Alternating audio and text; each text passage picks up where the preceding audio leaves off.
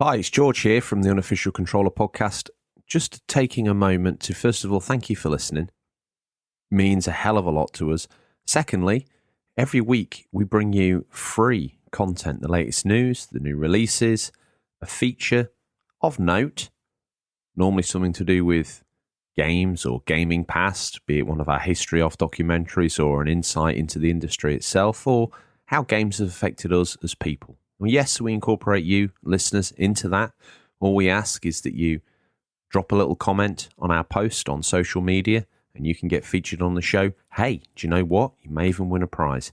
The only charge for this is £0, 0 pence, $0. That's right, no money. But all we ask is that you like, subscribe, and leave a review wherever you found this show. And if you're feeling a little bit cheeky, tell a friend, get them to do the same. We have a Discord that's free for you guys to all join in and get involved in, and the community on Instagram and Twitter is alive and thriving. So don't be a lonely gamer. Make yourself known. Thank you. And now it's time to begin this week's entertainment. Take care, guys.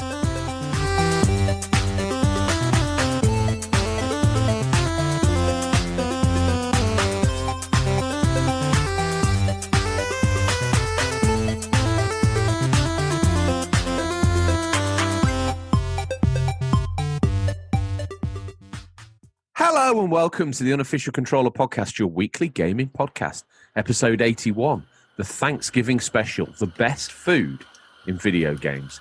With me, George, as always, joined by Bobby, 7-course gourmet to my pot noodle. How's things, Bobby? Good, you? Hey, listen, I'm doing fantastically well. We promised them a special. We're giving them a special. That's Timmy Twinklefingers you can hear on the jazz piano. Listen, we've decided to decamp down. This has become our second home here in New York. It's Trestles on 3402 Broadway in Astoria. The fine manageress, Jackie, has allowed us to spill down here and pretty much, I would say, hijack a small corner of this fine eatery.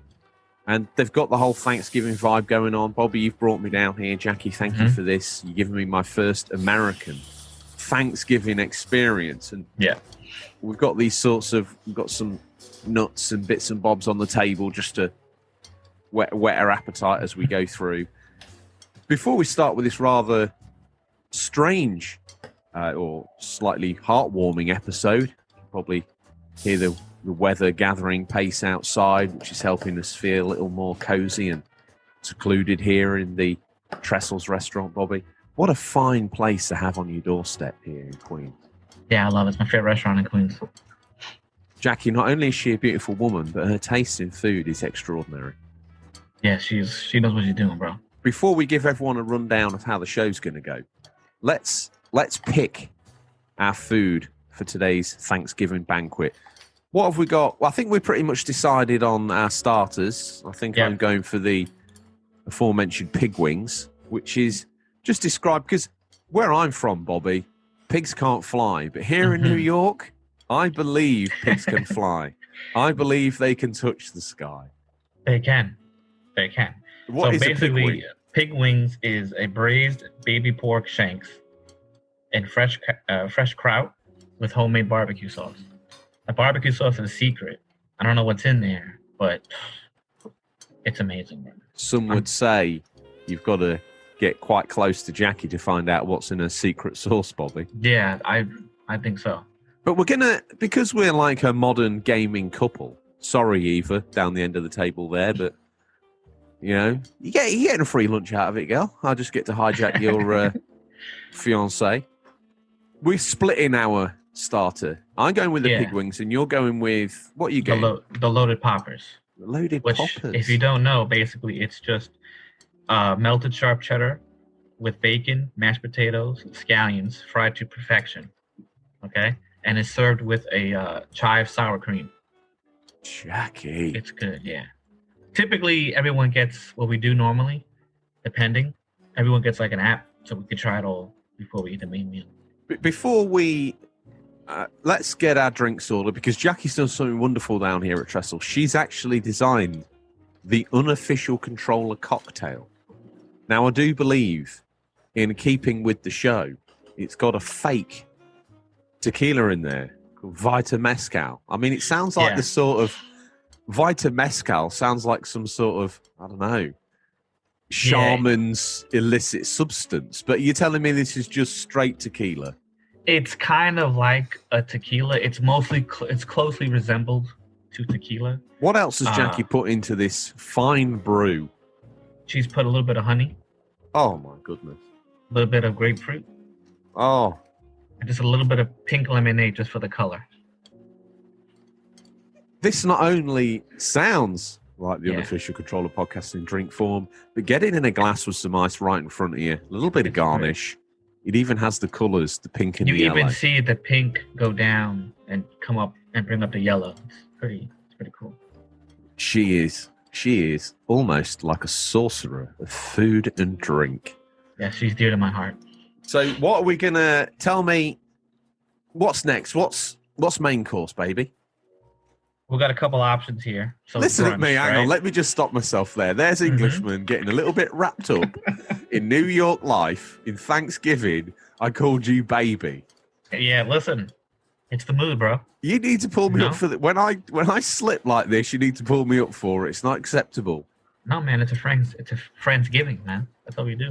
Okay, all right. Let's get this main course out of the way. Oh, we have some options, okay? Okay, all right. Let me know you want to hear something, I'll read it off. We got Trestles stuffed French toast. Ooh. We got chicken and waffles. Yeah. We got huevos rancheros. What's going to be the most Thanksgiving thing here? There's really nothing to Thanksgiving here. It's just really just the deals for Thanksgiving. Okay. Turkey's not really popular. I mean, I'm not a turkey guy. Okay. We got steak and eggs. We got you say you're not a turkey guy, but I often hear you shouting for gobble gobble or something on a night time from my end of the of Tom's apartment. So I honestly came down here thinking you were a fan of turkey, but I don't know what's going on in that apartment. We got the topping out sandwich. Okay, what's that? Double down on that. What's that? Okay, so it's apple, smoked bacon, ham, sausage, 2 fried eggs, and cheddar cheese on a toasted English muffin with home fries. Basically a high-class bacon, egg, and cheese. That's what I want. Okay. That's good. Want. So what am I having again? What's that called? You're going to get the topping out sandwich. Topping out sandwich. Yeah. Okay. Jackie, that's what I'd like, please. Yeah. What are you having? I think I'm going to go with the chicken and waffles. Chicken and waffles? Yeah. Now, because it's Thanksgiving, let's go all out. What's the dessert option? Oh, okay. Go down to the dessert menu. She has it's only a couple of things, but it's New York cheesecake, which is, Yeah. You have a warm chocolate chip and pecan cookie with ice cream on top. Oh, it's a big cookie, though. It's not like a cookie like you think. It's nice. It's basically like a small little cake, okay? Okay, what else we got? And then there's fried Oreos.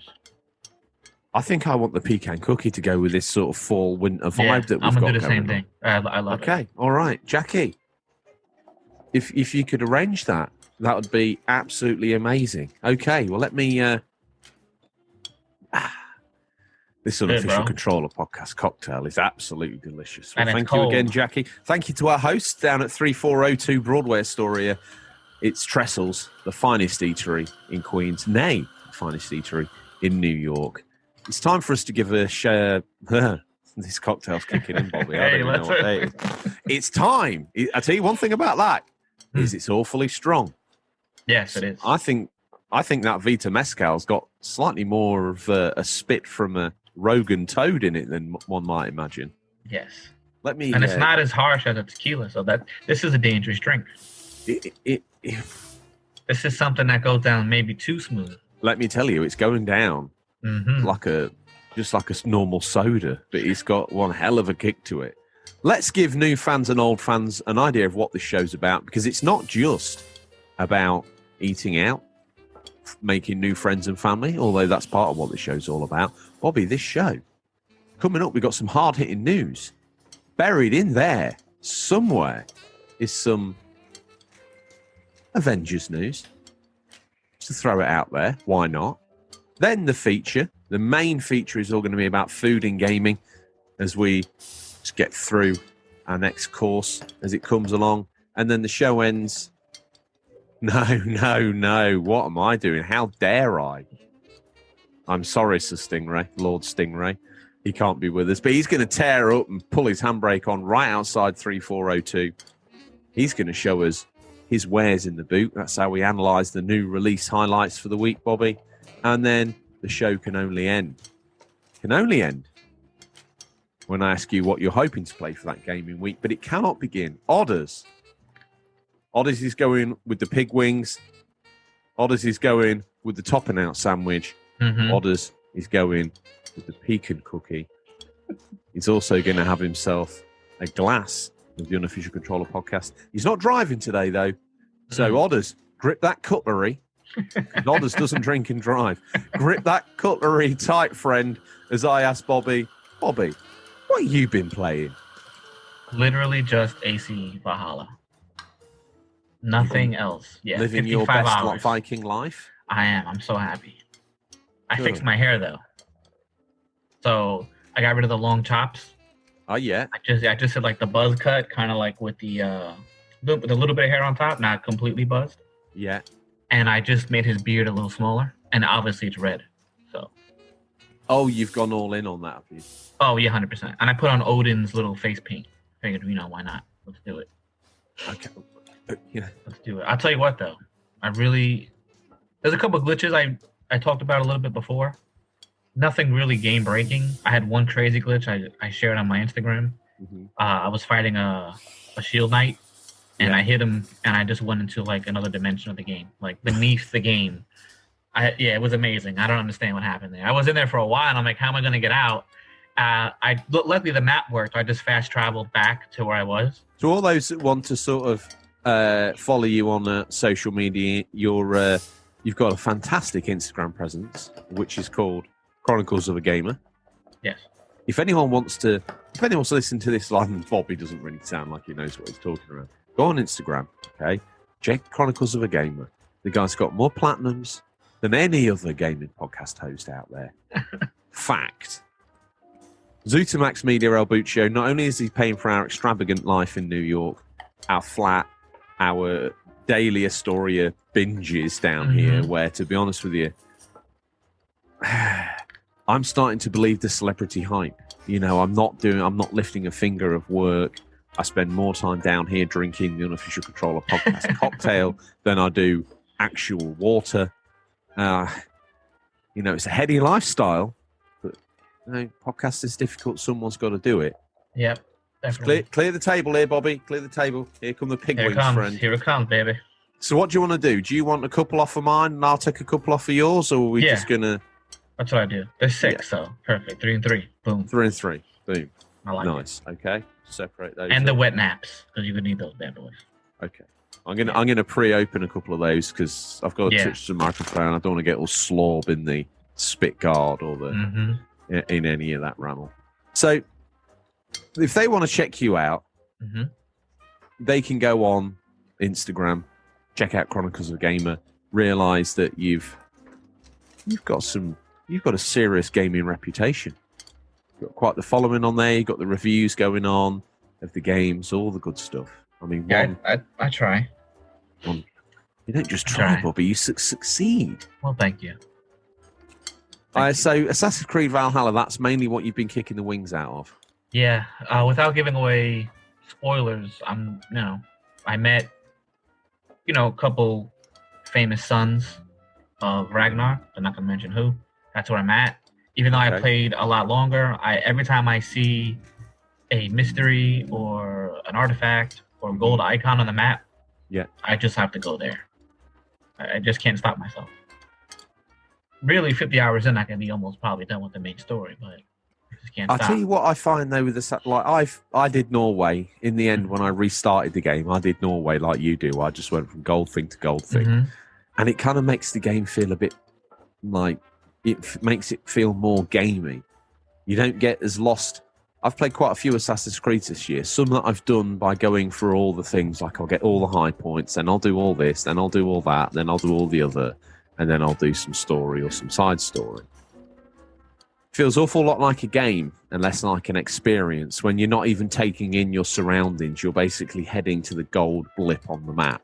You know, you're not even looking at the things you're passing. You're not even looking at the dirt texture that an artist has spent hours slaving over. Oh, no, I took so many photos. Every time I see something interesting, photo. I probably have about 400 You see, when photos. I'm playing it your way, I've just got my head down. I don't even care. I could be walking past a medieval West End musical and be like, nah, I'm not interested. That's not gold. I like gold at the moment. It's dead to me. Yeah, no, I think that's what happens with me. Like, I'll see, okay, gold, let's go there. But then as I'm going there, I'm like, oh, what's all this other stuff around here? Like, you know, and I go look at it, check it out. It doesn't take me so long to do anything. I was even fishing sometimes. So I fished a couple things. It's not as relaxing as Red Dead, but, you know, I did that. But the game is beautiful. Agreed. So, yeah, I think it's that's what I do. And I feel like it's like it's a big map, but it is very much a 25% scaled down replica of a Dark Ages Britain. Yeah. I kind of like that it's not as big as Odyssey. Because Odyssey, you can just get lost doing side missions forever. I feel like the side missions here aren't as generic. Mm-hmm. They're a little interesting. I kind of like that. The barbecue sauce on these pig wings. It's amazing, isn't it? Oh, I'm telling you. God. Telling you. And you just got to eat it, bro. You can't worry about your face. You just got to eat it. So you got all the napkins and wet naps for. Dude, if this was a video podcast, I think people would be sickened. I look like I've been sort of like gorging on a fresh victim. I've got red splatters all up the side of my cheeks. It's all. And I recommend to cut the jalapeno, the loaded popper. Just cut it in half because it's hot inside, bro. You will burn your tongue. Trust me, I know from experience. Well, I've kind of been all in on these pig wings. I was sort of saving them as something to come back to. Right? Yeah. Is that it then, Valhalla? That's it without doing too much. Oh, one question I've got for you. When I was playing it yesterday, I had the opportunity to employ a lieutenant as they call it here in the States, a lieutenant as we call it in the UK. What's the point of him? Just to customize your crew a little bit. Yeah, like it's funny because they said if you're friends on Ubisoft app, the Ubisoft Connect app, you can bring your friends, generals, lieutenants into your crew.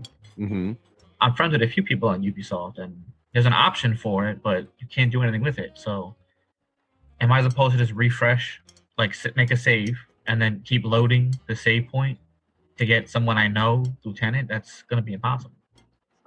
They should have made it like, oh, you can select your friends who has the game and click there. Because it would be pretty cool. It would be, I have you, my stepfather, a couple friends play. I can have all your lieutenants on my ship. You know, it's pretty cool, but you know, I think that's the only thing that's kind of annoying. Might make you care as well if it was like Georgie's lieutenant and he's like down. He's got. I mean, you know, you want to go revive him or he's with you knocking down a wall. I mean, let me tell you one thing: 7-foot baddies, I'll take them on no problems. All right, they're normally gonna beat me up quite a lot.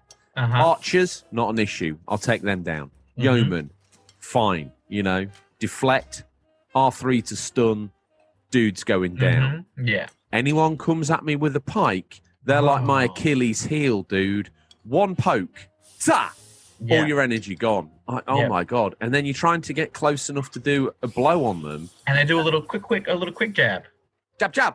Yeah, that's it. Yeah, what's that all about? What I do now is I kind of wait for them to hit me, or I just do a quick dodge hit, because you can't go up to them hit first mentality. They will just poke you to death. They will. And I've died a couple times to it, and I'll tell you what, it's pretty gruesome. They really kind of shocked me. I don't remember the violence so high in Odyssey. Like, yeah, you cut people with a sword, but I don't remember heads being popped off. Or I think they've had to run that. They definitely that Viking they've had vibe, to have, right? Yeah. I wish they would have did it to the other games too, but I can see why they had to do it here. Is that so? Is that you one and done? Yeah, pretty much. I mean, I'll tell you what. I was kind of interested in bug snacks, whatever it's called. Bug snacks. I was gonna maybe play it just as a little break. Yeah. But I'm just enjoying myself too much to stop. Okay. Do you want to know what I've been playing? You're gonna like. So on PS3, I've been playing through Drake's Fortune on there. Mm-hmm. Mm-hmm. I've been playing Valhalla, which we don't need to talk to death. I mean, I think everyone knows roughly what that's about. Yeah. I've been playing some Spider-Man Remastered, which I think's fantastic. Until I get bored, I'm going to keep grinding through as if I'm going to get the platinum the old school way. And then if I get bored, I'll just load my save from my PS4 one and all the DLC and pop the platinum for that bad boy. Mm-hmm. At the minute, I can see me just every now and then going to it, doing a couple of side missions, doing a couple of bits and bobs, and then slowly unlocking that platinum because it's a digital game as well. So it's just sat there on the dashboard. Don't need to put a disc in or mess about.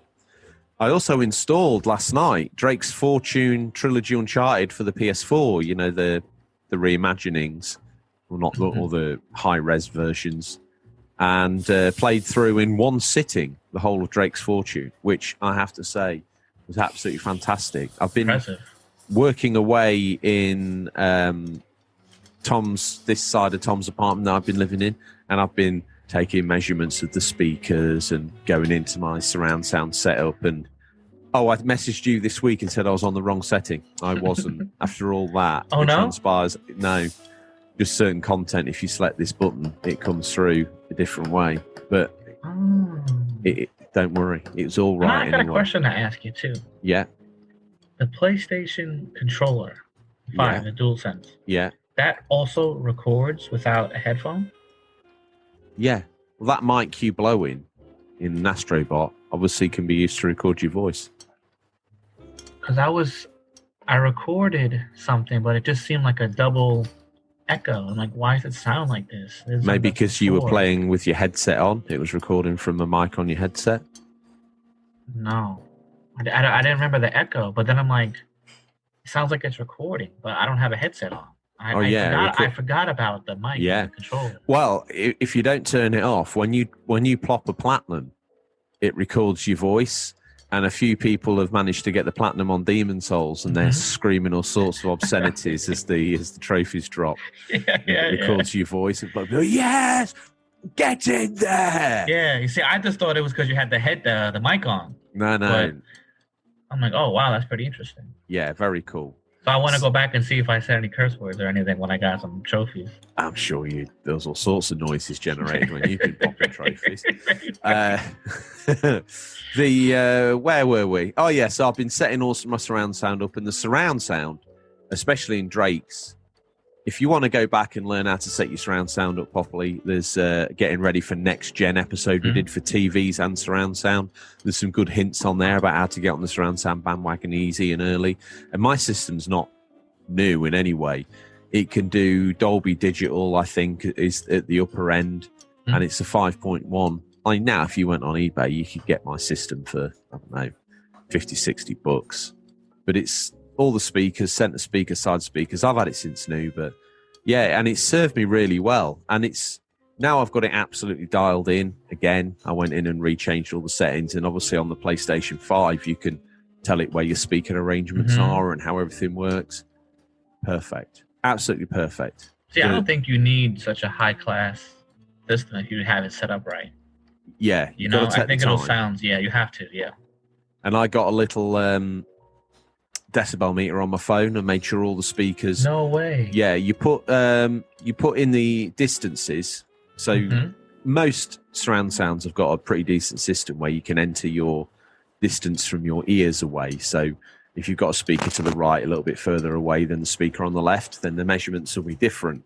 But if you get the distances in there properly, it will be able to execute the timing of the sound as it moves around your sound space with perfection. So if you hear a sound to your right or on the screen in front of you, the sound almost emits from that thing in your space. But you need to get the distances in for the timings to be right, because if the timings are off, then the sound doesn't quite marry up. But when you get it nailed, it's worth it. And then you can put a test tone on and it goes around all the speakers, and you just adjust the individual speaker volume up and down until they all read the same decibels on your little decibel meter on your app on your phone, which anyone can get. Yeah. Boom, it's unlocked. Oh my God, and that's awesome. Yeah, I implore, like I say, anyone who's got a lounge that's capable of hosting 2 speakers either side of your sofa, 2 speakers either side of your TV, a centre speaker and a subwoofer, and you just take the 10 minutes to set it up. It's so immersive. It's so immersive. It is good. Without boring everyone to death with that, so I ripped through that from start to finish in one go.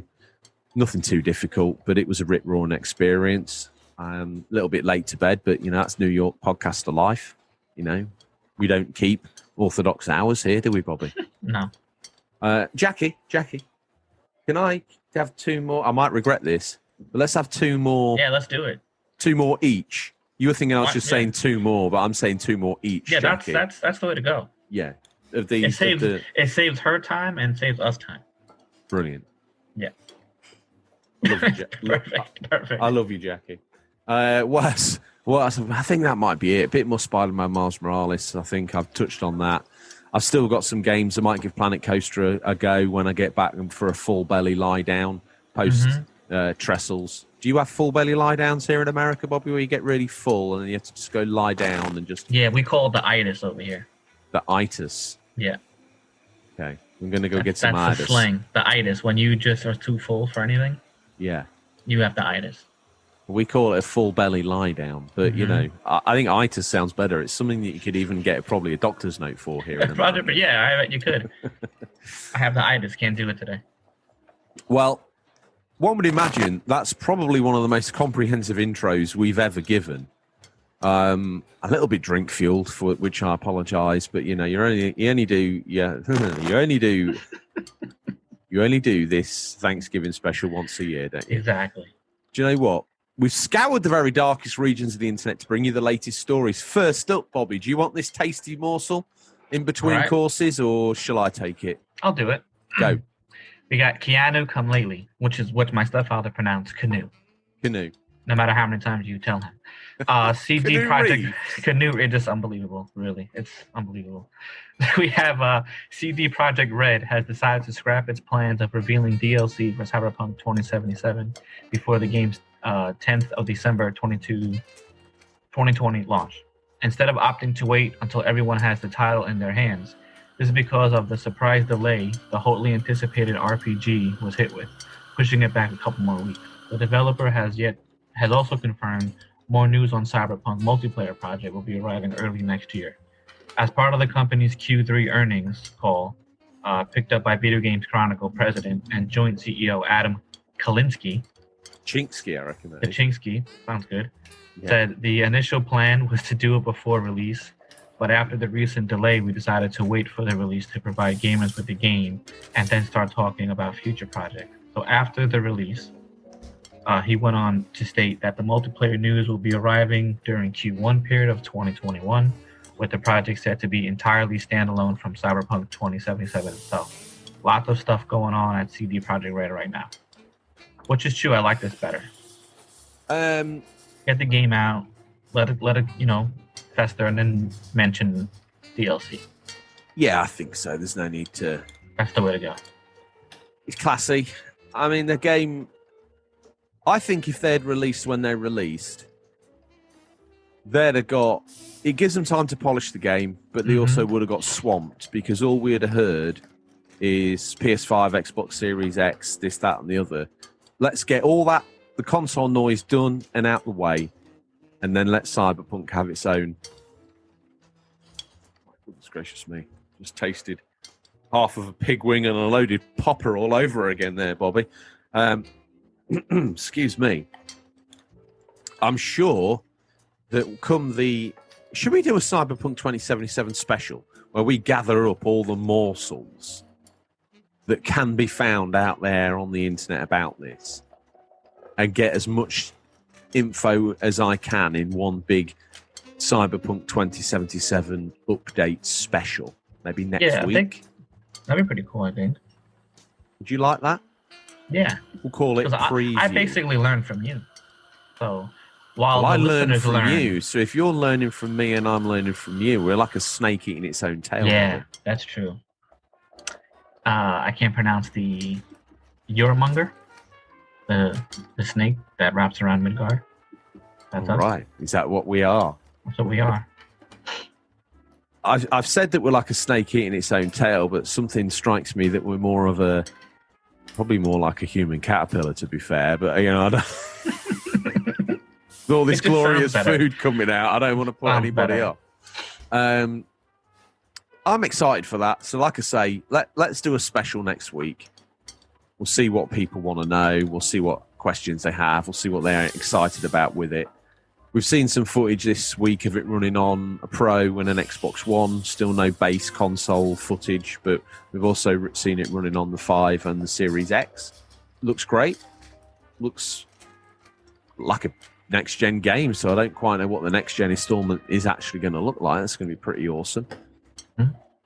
You getting that at launch? I mean, are we going to be ready for it? Is Valhalla going to be done by the time this lands on your doormat? Probably not, but that's okay. That's how I normally game anyway. So let's say, argument's sake, I get Demon Souls next. Mm-hmm. And then just a couple of days later, I get Cyberpunk. Yeah. Then it's got to be Demon Souls. Okay. If I don't do it like that, then I'll never get to play anything. Or finish anything, rather. Eva. Shout Eva down there. Eva. Hey, So, boo. Animal Instincts news, Eva. It's not what you thought. It's Animal Crossing's news. Animal Crossing New Horizons continues to take the world by storm, becoming the fastest ever game to reach 6 million physical sales in Japan's history. Japan. Listen to where I pronounce it once I've had an Unofficial Controller podcast cocktail. You may have spotted New Horizons' latest lifetime total in our Japanese chart roundup yesterday. The game sold another 37,209 physical copies in the region last week, taking its grand total to 6 million, 11,308 copies. Of course, digital sales are also included. That'll be significantly higher. According to figures shared by Games Data Library, only 5 games have ever reached 6 million physical sales in Japan. New Super Mario Brothers being the most recent. New Horizons has managed to reach the 6 million mark in just 8 hours. Previous record was held by Pokemon Gold and Silver, which reportedly achieved the same sales in 13 months. In 8 months? Yeah, in 13 months. So, Animal Crossing's New Horizons. That's why I shouted Eva, it's her favourite game. Yeah, it's her. Listen, I saw her save file, okay? Yeah. She's damn near 600 hours. My God. Yeah. She plays a little bit in the morning, and she plays a little bit at night. That's like her little relaxation, I guess. And I honestly don't mind watching her do anything. I mean, she's basically done with almost all the fish and the bugs, so I don't know what's left for her to do, really. You know, like there's really I don't know. Get some DLC. That's what they're gonna need. And she's upset because she was like, you know, they have animal, like they have a cat house, a dog house, litter box, and stuff like that, but no animal. You mean someone just can't program a little dog or a cat in that game? How hard could that be? Maybe that's what's coming. Well, let's hope, because that'd be nice. Is there any much more this game can do, really? I mean, it must single-handedly be solving most of Nintendo's profit issues all in one go. Yeah, I mean, believe it or not, they could do more. They could make it, they can make it a little bit more interactive. If they can do that, that'd be great. Like, you get a nice, cool shower, right? Okay, cool, you go to your bathroom, but you can't go in the shower. So how hard would it be just to go have the character go in the shower, do a little steam, and then come out? You know what I mean? Something like cute like that, you know? I mean, the funny thing is, if you eat anything and then use the toilet bowl, you hear the poop, poop, and then the character literally says, wow, that was a relief. So if you could do that, then, you know, there's many things you could do in that game. There's many, many things. Pick out another little bit of news, like a tasty morsel off Jackie's Astoria Trestles menu. Oh, okay. We got. Wait, what? Do you want me to what? Just pick another news morsel. Oh, okay. I'm sorry, because the drinks are hitting in there. We got Perfection is Worth Waiting For. I wasn't sure if we were going to get another drink or not. We just ordered two, George. I mean, if we ever jumped the shark, it was the day we decided to get wasted live in a bar and record a podcast, Bobby. I'm sure people are turning off in their droves, but to some this is probably entertainment. I don't even know.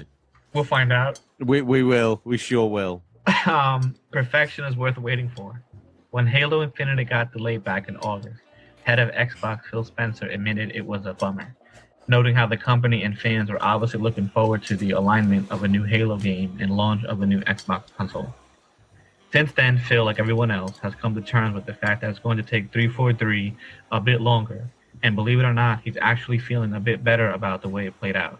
In the same interview with Verge, Phil spoke about how the delay would result in a better Halo, and how more people would have access to one of Microsoft's new systems by then. I think what's going to happen is we're going to have a better Halo game at a good time when people can actually get a console. I feel good about that. I think the game will be better for the time we're giving it. Obviously, it's only been a few weeks since Microsoft's next generation systems launched, so manufacturing side of the business is struggling to keep up with the demand. Hopefully then, by the time Halo Infinite is ready to launch, there'll presumably be a lot more units available.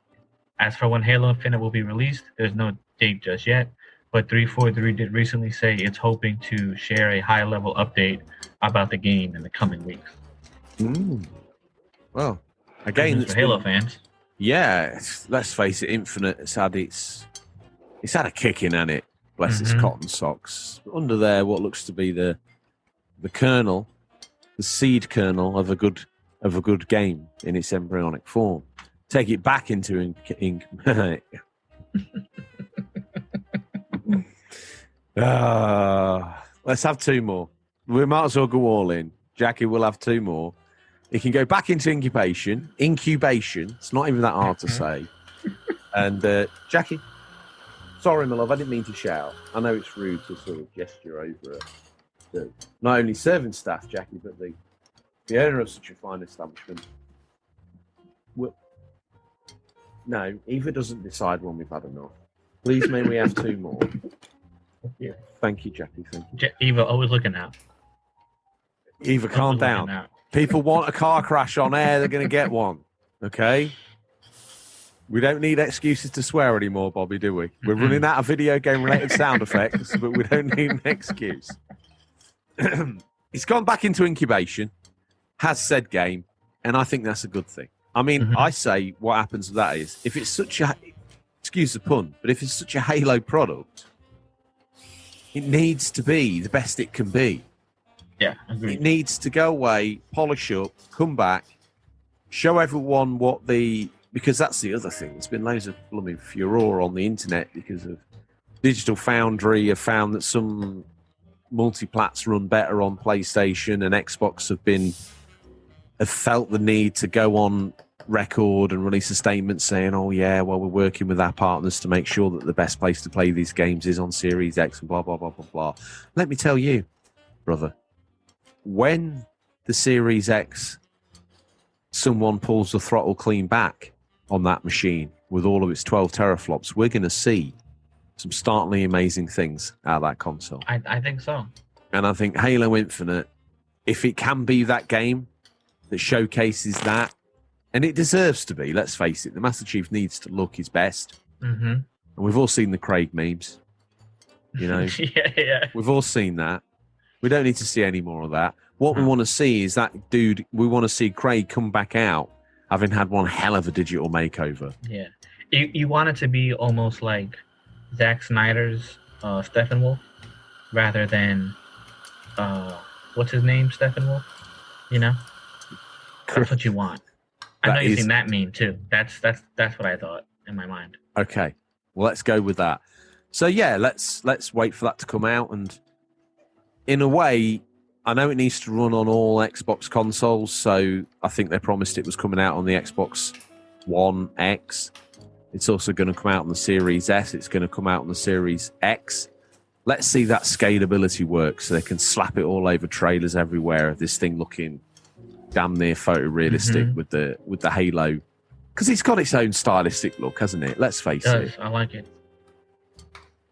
Up next, last bit of news.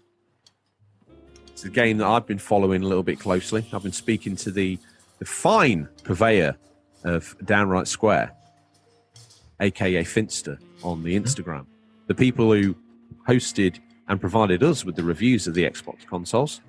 Very nice of them. Now they're hosting those reviews. Been talking about this game. It's Avengers. Avengers Assemble. Marvel's Avengers was met with fairly mixed reception from fans and critics when it released back in September. And it seems that feedback has ultimately resulted in relatively low sales at launch. According to a recently translated Square Enix results briefing courtesy of IGN and their translation skills, the company found that sales of Marvel's Avengers have been lower than initially predicted and failed to recoup the game's development costs. They said the HD Games subsegment posted an operating loss as initial sales of Marvel's Avengers were lower than we had expected and unable to completely offset the amortization of the game's capital costs. In the second half of the fiscal year, we hope to make up for slow initial sales by offering ample additional content to grow our sales. The reporters also saw company president Yosuke Matsude explain the reasons why the game hasn't performed as well as it could have, along with his belief that sales will ultimately increase. In addition to the amortization of that game's development costs, another significant factor associated with the title was the fact that we undertook a major advertising campaign all at the time of its launch to make up delays in our marketing efforts resulting from the COVID-19 pandemic.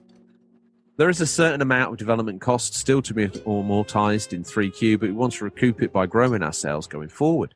Numerous post-launch content is planned for Marvel's Avengers over the coming months, and the developer has previously stated it is confident it can make the best games possible for the community.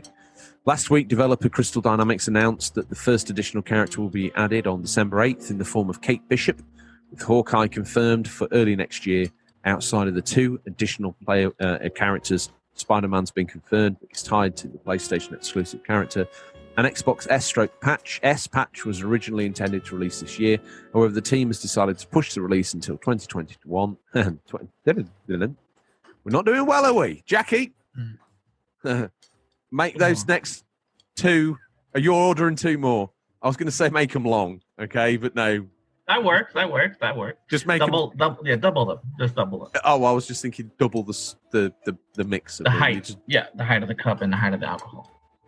Oh, right. You want more booze? Okay. Oh, yeah, 100%. If I get carried out of here on air by you and your good lady, it's not good luck. Anyway, this the first patch. time she carried me out of some place. Yeah, but two of us. That's true. That's a good patch.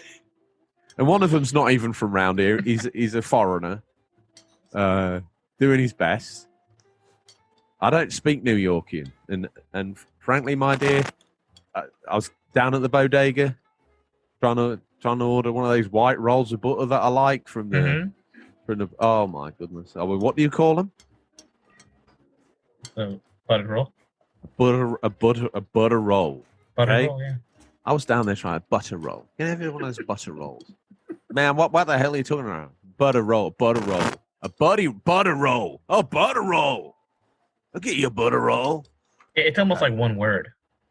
Butter roll. Yeah, butter roll.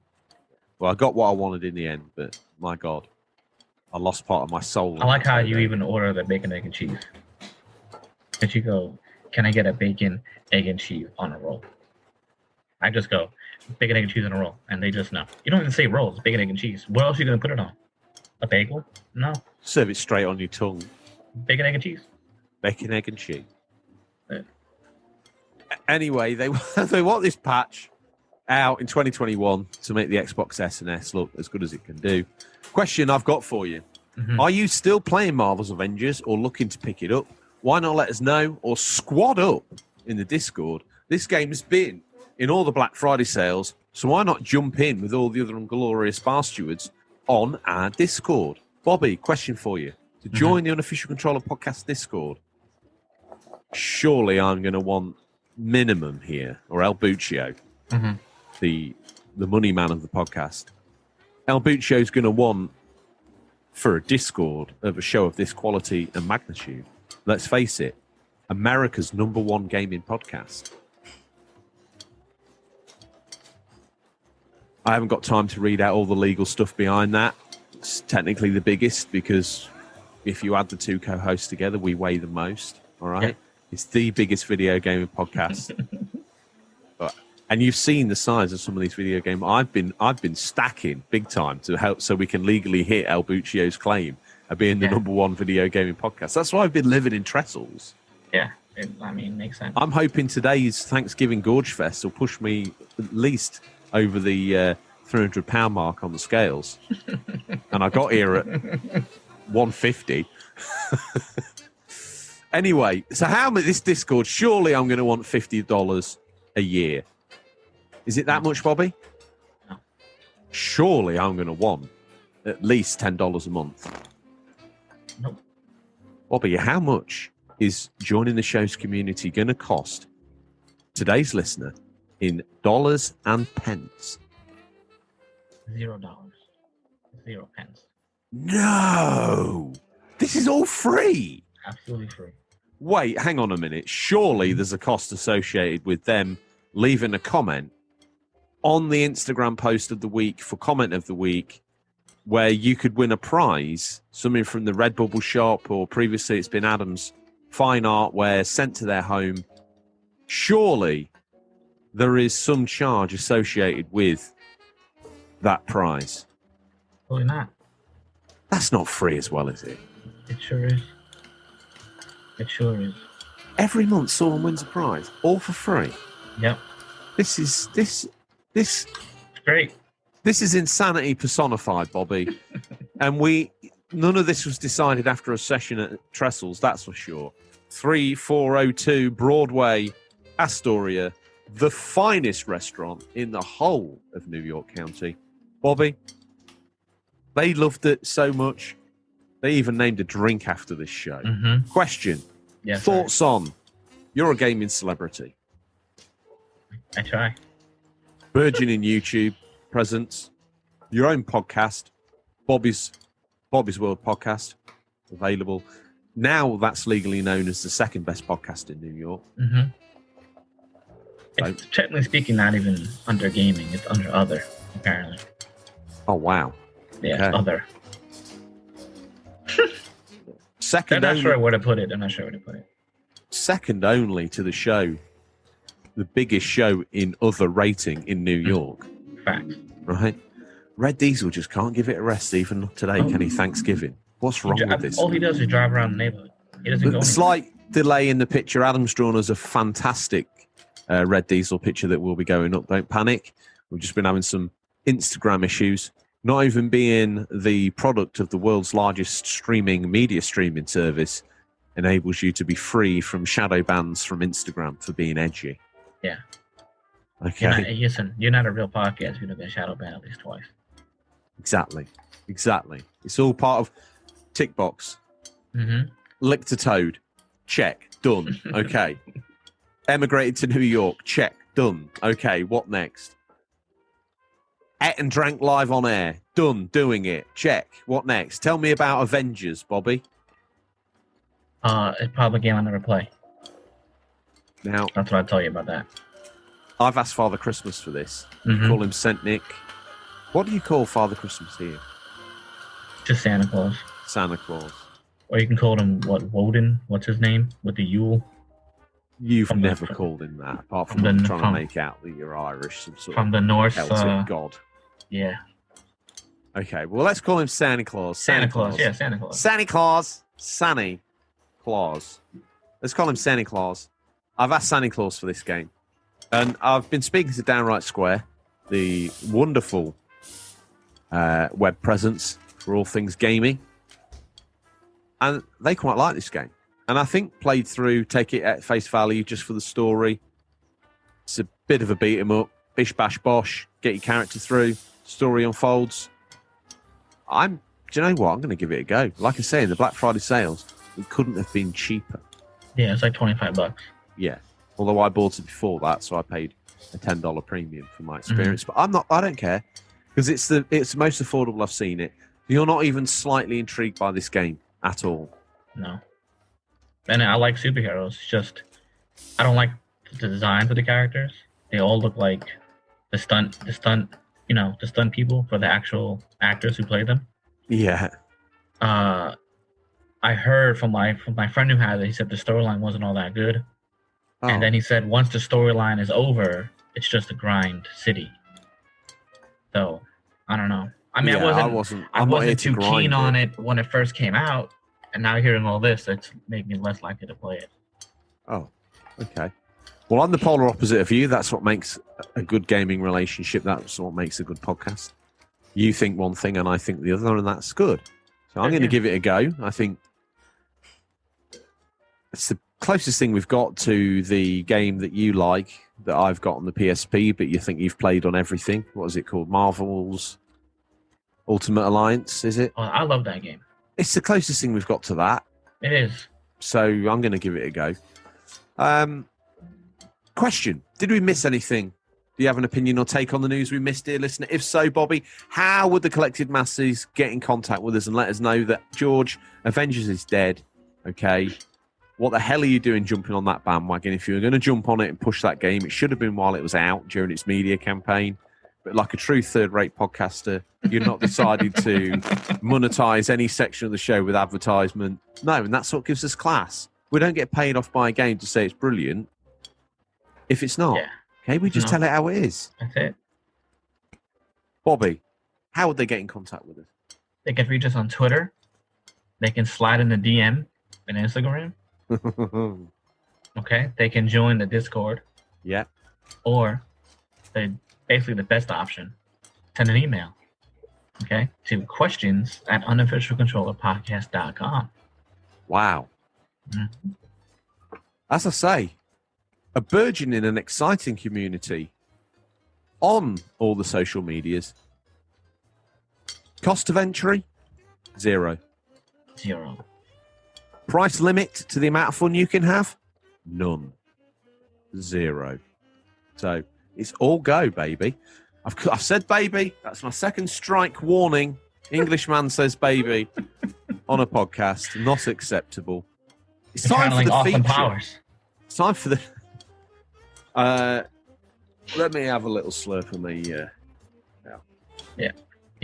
And also, yeah. after I kill a drink, I just do some water. I've not been doing that. I've just been washing it down with another one. See, normally I would just do that, but we have to try and finish the show without actually falling asleep. Oh, okay. All right. Because Yeah. And then I'm telling you, they're going to get the item after we eat the meal. Oh, Bobby. It's just a few more minutes till you get the dessert, bro. And talking of which, Bobby, just clear your script out of the way. It's coming. Pick your knife and fork up. Make some space for Jackie. Yeah, here we go. Jackie, thank you. I appreciate it. Oh, my goodness gracious me. Yeah, boy. Oh. So, just for the audio listeners, I've got my topping out sandwich, which... Oh, Bobby, this is glorious. This is just what the doctor ordered. Just listen. Pick up the bacon and smell it. Just smell the bacon. How amazing is it, dude? If I could describe, just... Obviously, here in America, bacon's done till it's crispy. It's not... In the UK, we like to have our bacon a little bit sort of limp. You know, dripping in fat. And here, what I like about the bacon is it's almost been turned into a meat biscuit. Yeah, I like that. It's crunchy. It's solid. You can... Genuinely, this is my bacon, and I hope it doesn't shatter, Jackie. I have faith in your cooking skills. It's being sort of... It sounds a little springy because it's echoing through the... We've brought down our desk stands for our mics because we're not mucking about down here at Trestles. No, she's cool with that. Yeah. Free advert on America's biggest gaming show. How nice was it, bro? She gave us the quietest corner of the restaurant she could find. I mean, come on, bro. Do you know what? Timmy Twinklefingers on that jazz piano. It's adding like a class of proceedings to a New York eatery that I could only dream of. He's giving me the tingles. I'm getting tingles. It really is. And all this has come together because I'm here in New York for the first time. I'm experiencing Thanksgiving. It's my second visit to the city, but it's my first sitting here for a Thanksgiving extravaganza. I'm I'm having a blast. Yeah, man, me too. Everything in America's built around food, even the holidays, okay? Mm-hmm. And that's why a Thanksgiving special really needs to be a celebration of food in gaming. Yeah. Doesn't it just? It has to be. Bobby, I'm going to raise a glass to you here as I wonder if you as an American could put some teeth in the jaw that is food in gaming. Yep. So, I wrote a little something for you. I hope you enjoy it. Is this like an ode? Is this like a saga, a Viking saga about food in gaming? I wish it was, but I do what I can. I don't have the beautiful words that you use and conjure together. Oh, I think that you. So let's see. Ready? Okay. Here we go. All right. Food in gaming. Sometimes, when you're low on health, there's nothing like a perfectly roasted chicken inside a 1,000-year-old castle. Obviously, in real life, that would be impossible. But in video games, anything goes. Maybe a trash can apple or a pizza pie on the floor of a New York City sewer isn't the healthiest food, but it definitely comes in handy because no one wants to lose a life and waste to continue. However, on the flip side of that, you don't necessarily have to eat that kind of food. Sometimes a sweet roll might be an option, or perhaps sweet rice. Even Pearson's beef stew. Now, I wouldn't want to drink a Nuka-Cola, but an Essex flask always intrigued me. Sometimes you gotta eat what you gotta eat to survive the environment you're in. So with all that said, what are some of the worst or best foods in video games? Let's dig in. Before we do, let me tell you about my experience of food in gaming. Back in the 8-bit home computer, that was beautiful, Bobby. I loved it. I've always been intrigued by an Essex flask as well. Yeah, me too. What is it? I don't know, but one would imagine it's not legal in at least 50 states of the United States of America. I don't know about the other two, but... Definitely has absinthe in it, that's for sure. The food in gaming, back in the day, food gives us energy, doesn't it, in real life? We have to eat food, regardless of what it does to our exterior shape. We want to eat it because it keeps us alive and healthy and all that good stuff. One immediate way to transpose food's heartiness into a video game is have the food as the life-giving source, the thing that tops up your energy bar. And you mentioned reference to it there, freshly cooked chicken on off of a castle floor, no questions asked. Wheels disease, no problem here, friend. Let me cleave one of its wings or legs straight off, and I'm going to eat it sans sauce here on a cold castle floor. Not a problem here with this week's sponsor, Trestles. Yes. 3402 Broadway, Astoria, the home of the Unofficial Controller Podcast Cocktail and the wonderful, dare I say it, beautiful Jackie. Now, as I grew up, I became more aware of food in gaming. And there's one game that sticks in my mind. It was called Fast Food Dizzy. Now, there was a video game character created by Codemasters, which you might know of the Formula One game fame or Dirt Rally or whatever. They're more famous for their racing simulations. Back in the day, they were having a go at the mascot era platformer stroke adventure game, and they had a game called Dizzy. It's on the NES and it's on the Mega Drive for memory as well. It got a port. Fast Food Dizzy. Now, everyone at school, this is a classic George Newton. Warning, George Newton, side ramble, oncoming, warning. Buckle up or hit the fast forward button, your choose. Grab a pillow, grab a duvet. We're going to be in for a while. Anyway, all the cool kids had this adventure game version of Dizzy. Well, I decided one day with my saved up money from my weekend job, I would go into the local gaming shop in their small market town, though every now and then one would pop up. And I'd seen in here, sometimes I put my mind in the mind of my son, where he's, off doing Fortnite and what's important to a gamer of that age and what's important to a gamer of this age. And I of his age when I was, a young lad looking for a game for my system of choice. And I saw this Fast Food Dizzy and I thought, I want a Dizzy game like everyone else is talking about. So I picked up Fast Food Dizzy for the Atari ST. I got it home not really reading the back of it or anything like that. And it was a Pac-Man clone with Dizzy as Pac-Man going around chomping up, eating bits of food. And I loved how I tried to sell this to me I tried to sell it to myself as this game, it's a Dizzy game. It is a proper Dizzy game. I was telling myself just to try and, you sell yourself all sorts of weird things as a kid to try and feel like you're experiencing what everyone else is experiencing. And I was obviously telling myself fast food Dizzy this rather. To be fair to it, it's not a bad Pac-Man clone, but it's certainly not a rip-roaring 8-bit adventure game. Yeah. That's for sure. And in there, you followed around all these different burgers and drinks and shakes. And that, for me, was my most vivid memory of food in gaming. Yeah, I've got the Golden Axe memory. Yeah, I've got, other memories of food in gaming and other ramble like that. Like, I think Double Dragon 2 had food in it that you picked out of a bin. Always out of a bin, isn't it? Always. Yeah, nothing says hard-working cop on the street in a beat-em-up more than one that hasn't got time to stop at a restaurant, Bobby, that actually kicks over a trash can and eats its contents, because crime doesn't rest. My Therefore, favorite I can't. kind of food is when you see a table in a beat 'em up, nothing on it at all. Yeah. Break it, boom, turkey, amazing. In it, hidden in it. Unbelievable. And they're really, I think, my my sort of memories of food in gaming.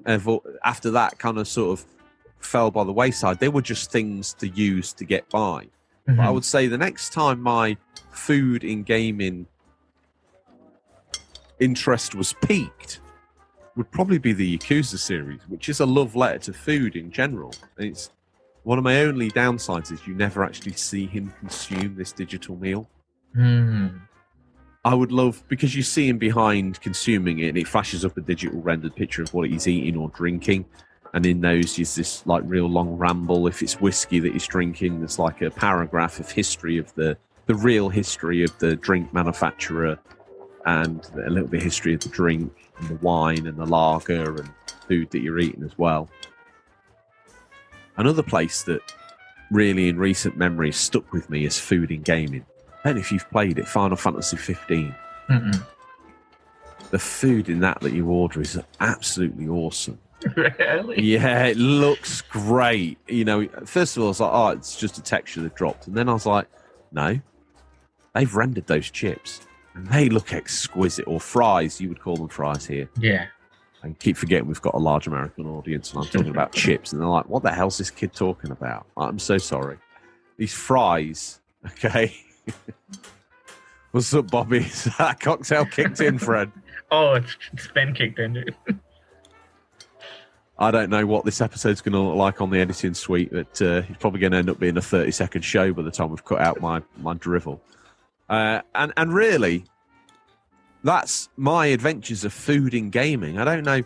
You've played Breath of the Wild, so imagine you've probably got a more culinary food in gaming experience than I. Yeah.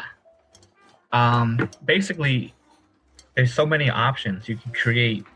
Obviously there's a limited number, but you can create some food from, certain animals and put them together into a stew. And it can give you health or endurance, or that's pretty cool. But I remember that the first time I ever really remembered food was when I was playing Castlevania. Because Contra had no food. You just got shot and that's it, dead. But Castlevania, the first time I hit a wall and I saw a chicken, I'm like, what, and I got life. I was like so shocked. Like, this is so strange, because that's really one of my first earliest memories of video gaming was those two games. And the first time I saw food on a wall, I was mind blown. And I'm like, wow, so I started hitting every wall that you could possibly hit, because you get hit a lot in that game, so you definitely need the food. I remember in beat 'em ups, like Golden Axe or any game like that, you break something, an apple would fall, or some kind of collectible for points. Nobody cared about the points. Give me the food. And I would even try to not eat the food until I maybe went to the last section, like when it said go. Yeah. Then eat the food, because you eat the food too early. Yes. That's just as bad as not even having food. I remember I was almost what you would call a full-grown adult when I was boring side ramble warning alert. I was in the Navy and we had on this certain ship we had this geek shack, and there was a friend. Up until then, whenever I saw something in a video game, food, potion, or whatever, as soon as it dropped, I would consume it. I wasn't really engaging my mind. It was like, oh, it's dropped, I'll get it. And I remember I was playing I think it might have been Thief, and I was playing it with one of my friends on board this ship in the geek shack, the original Thief on PC. And I found this potion, immediately consumed it. It's like, why did you do that? I was like, what are you talking about? I had a pixel down on my health. I topped it up. He's like, no. If you'd have used all your health till it was 1 pixel away from disappearing and then consumed that potion, I was like, yeah. So you'd have had full health again. And therefore you would almost have like 2 amounts of health bar endurance further into the game. And I was like, yeah, but my health bar wasn't full when I ate it. It was like it was 2 pixels down. Do you not see? And then it clicked, and I was like... It's like a free chance. I was like, oh my God, I've never thought of that before. It could almost be used like a 1-up, kind of like, depending how much life you have, yeah. And I literally had a graze on my hand, and I was like, best take this potion of healing now in all of its entirety. Blah, blah, blah. Whereas I could have been walking along with my gizzards spilt out, my leg broken, and all of my fingers damaged, and then took the potion and been fine. But, I took it for athlete's foot. Fixed it, but, didn't let me get much further in the game. Mm-hmm. So, there's my Everest story. I apologise for that, listeners. Oh, that's good. Well, let's dig in, because our experiences really pale into insignificance into what the listeners have to say, because it's their show. We just get to compare it and get wasted down at Trestles. First up, out the bin. We're calling it a bin. We've basically cut them all up on paper and put them in a small bag that we're going to pull them out of. First up, Spada Bings to the retro game. Oh my goodness. Okay, let me put my drunken Italian teeth in. Spada Bings to retro gaming. It's gonna have to be the mushrooms in the Mario games. They are the best food. Ginger's game room, to be fair. My mamma mia does make some mean ravioli, ricotta, cheese, meat, and spinach. What? Are these even in order this week? This is what happens if you cut them into random strips and put them in a bag. You're going to pull them out completely out of context, aren't you? Next time we do a feature, and the comments, Bobby, they run in a sequential order. Remind me not to cut them up. Put them in a bag. Copy. Because that's never going to work, is it? Maybe in the editing suite, or maybe one of the listeners can record the show and edit this into the proper order it should be in. Almost like an Easter egg for Thanksgiving. Bada Binks to Retro Gaming also says, because they're out of order, so they might as well all be out of order. He says, that comic pictures are 79. I had a falling out with my other half too over Overcooked. Maybe. Yeah, if you didn't have a fight with your wife or husband playing Overcooked, are you really a couple? What if you were just so seamlessly, harmoniously unified that one was working as the other one's left or right hand? Not in this game. Okay. You try to be helpful and do what you just said, but you're really hurting your teammate. And that's what you think. So one of you have to put the pants on and just, boom, give the orders. And I let Eva do that. And actually, I'll let Eva do that as well. It makes sense, bro. Eva is the unofficial new boss of the official. Buccio thinks he pulls the strings, but let me tell you, well, I was about to liken her to the Yoko Ono of the Beatles, but she's got a far better figure, and she's like 8 times more beautiful than Yoko Ono. Thank you. And also, she's actually caused the podcast to grow together, not apart. So, good. Yeah, she's the new boss of the show.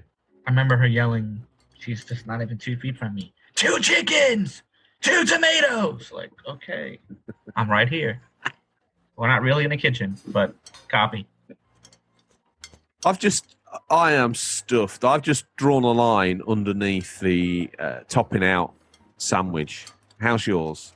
Yeah, I just have a couple pieces left because I trained for this. Right. So probably for dinner, I'll just have a salad 'Cause I'm this is all I'm gonna be able to thirsty. eat. I'm thirsty, but the table water was free. But I feel like I want to give Jackie more money, so I'm going to order a couple more Yeah, agree. each. Each. Mhm. Unofficial Controller Podcast cocktails. Yeah. Jackie? Thank you. Love you.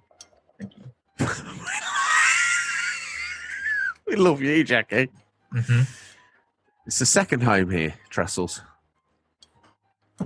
3402 Broadway, Astoria. I'm hoping if we say the name enough, we won't have to pay. But something tells me El Buccio's gonna give me some ear abuse later when he gets his expenses credit card bill through for It'll this. be well worth it, though. Well worth it. It will. Up next, we got Give me some. Ginger's Game Room. Okay, this might add some parenthesis to Bada Bingster's comment. Yes, actually, it does. Okay. It could be a juicy wampa fruit. It could be a clucking bell, or one of those delicious meals Goku's mom cooks up in Dragon Ball Z Kakarot. But nobody will ever match the Italian maestro, Bada Bingster Retro Gaming homemade linguine. I'll tell you what. Oh, my man, the That sounds good. Ginger. That sounds good. It's very good. Yes, well, you mentioned there, Clucking Bell. Pick every reference out of there that you can. I probably can't, but luckily for me, it's put Dragon Ball Z in, so I kind of know what the bigger boys are talking about. Comic pictures. He says, I like the wee Sunday. I like the wee Sunday dinners that pop up out on the. What am I doing? That's not comic pictures, bro. He was like, that was like I mean, luckily for me, I know that Adam has not only Scottish but Italian ancestry. So I kind of went into some sort of strange, angry Italian Scottish man, shouting how much he likes wee Sunday dinners that pop out the floor in Golden Axe. But let me tell you one thing. Yeah, do it properly, man. Come on. I don't think I can today. The Unofficial Controller Podcast cocktails have literally ran off with my mouth. I don't think I even did the Bada Bingster voice properly, did I? Yeah, you did. It was good. It was good. Yeah, it was good, but it wasn't the real deal. Yeah. But normally, I mean, it's like he's here live. You can't be, pinpoint every time. You're right. Michelle Fincham, who is the better half of the Fincham family, she says, what about that cooking game that we fell out over? No, and I think that cooking game. That now puts parenthesis to Bada Bingster's second comment, which if we'd read these out in order, would have made a hell of a lot more sense. I like how we're unraveling a mystery. We are. So I like it. Who's next in the bin? We got Finch the Gamer. Here, okay, I'm just going to say what we're all thinking. Scrab cakes and paramite pies from Abe's Odyssey. Those aside, Japanese games tend to have pretty tasty-looking food due to their perfectly formed nature. Well, like they do. Candies from Pokemon and basically anything from Harvest Moon. There's also a real cookbook that you can get recipes for various foods from Skyrim, which is true. There is. My friend bought it. My personal favorite game for food, though, it's like very much Japanese, is Sleeping Dogs. Because he has pork buns and he goes to the stands and he eats the food. You see him eat it and then he throws away the stuff on the floor. Wow. I love it. That's great. They really do a good job with their games. I wish there could have been more food to eat in like Grand Theft Auto 4 because you've got like the hot dog stands, which are synonymous with America, New York specifically, the city of origin of this podcast. And he eats it and it's very quick on the go. And I'd imagine without speaking in tongues about Sleeping Dogs that it's very similar. He grabs a street side snack and that's his health boosted. You'd think Grand Theft Auto, if you wanted to go for a big slap-up meal, you could watch like a montage cutscene of him in a busy New York restaurant, almost with the people time-lapse blurred around him. Yeah, I think that'd be great. I would love that. Bro, and you can skip it. I just hope, okay, that a developer or, a creative writer just hears one episode of your idea and contacts you. And we can take gaming to another realm, dude. A classic. Okay? Just imagine you're playing a game. You know what? I'm hungry in the game. You go to a restaurant. boom, what you said just happens. That would be great. Why don't they just do that? If you could put Spider-Man on the subway with a little subway scene, you can't have somebody sit down in a restaurant and eat something? That'd be so cool to see it Come from on, the man. outside as well as like Yeah. day turns to night, and he's like eating, he's eating sort of almost slow, and everyone else is buzzing around him, and he's just taking time out of his day to enjoy his meal. Beautiful. And you eat whatever you've ordered off the menu as well. Yes. Let's face it, How hard could that be? you There's a kind of get it in guy- Red Dead 2 a little bit when you eat the meals in the restaurants, don't you? But it's not it's never as detailed as I'd want. No. The I most like detailed that. food eating that he does is the soup from camp. Have you seen someone that's tried to get... Because that bowl of stew stays with you, doesn't it, until you Yeah. finish? Someone Mhm. tried to get one bowl of stew from one side of the Red Dead 2 map to the other. Yes. I mean, listen, there's other things to do, That's just crazy. Games within games. The games we make for ourselves are way better than any game ever made, ever, anytime possible. He's now... Oh, I think you were going to tell me... No, I don't think you were going to tell me your favourite meal out the Skyrim cookbook. No, I don't know.